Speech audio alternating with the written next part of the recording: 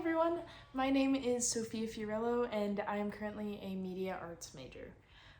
As far as what I hope to do both during my degree and after, I'm hoping to put together some different media camps to help people learn about and get more excited about different forms of media. And then on top of that, there are also several video production opportunities that I have that I hope to look into and take a hold of and look for more in the future as well.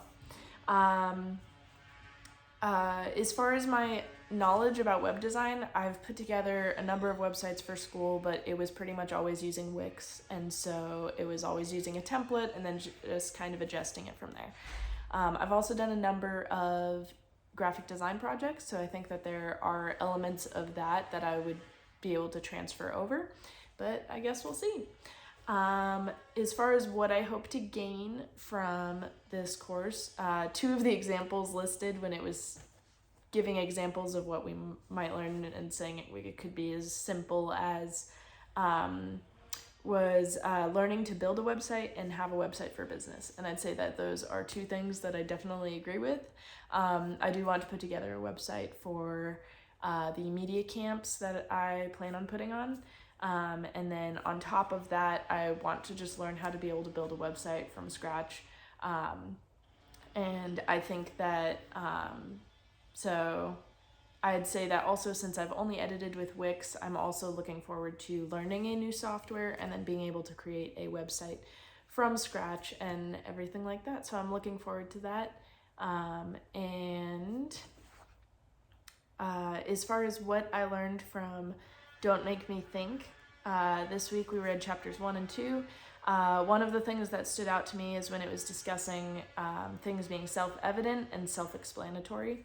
And basically the title of the book, Don't Make Me Think, is that we need to be designing things that are self-evident in the way to go about it. So people shouldn't have to think about where they go when they look at your website. They should be able to look at it and understand where they're supposed to go for what they need.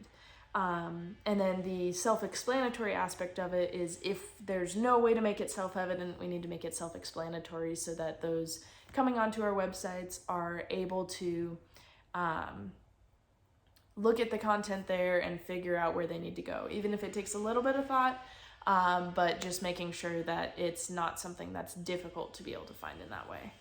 Another thing that I learned was that things will not always be used as intended.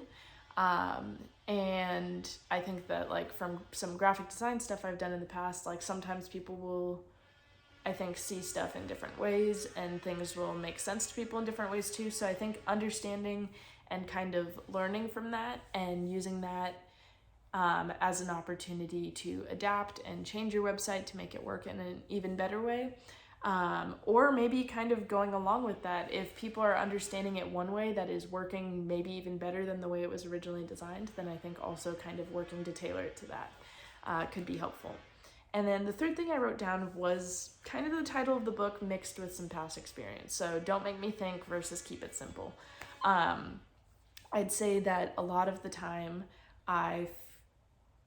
with graphic design projects and video production projects and stuff like that, I've heard and learned that it's very important to keep things simple. When you're making a slide deck, it's important to keep the number of words as concise as possible because it's something that can draw attention away from where it needs to be. And so I've always focused on the keep it simple aspect of things, but I've never really pondered about the don't make me think, in the sense that we shouldn't have to think about this. We should just be able to look at it, go like, okay, I know where I need to go, and everything like that. So I think that it was a really interesting way to put it, and I think that it was really thought-provoking, going from keep it simple, which is also important to remember, and I think does tie in with don't make me think, but I think like specifying on the don't make me think, where everything should be very clear from start to finish. But yeah, that's a little bit about what I learned, and then on top of that, a little bit about me, and I'm excited to get to learn a little bit about you all now.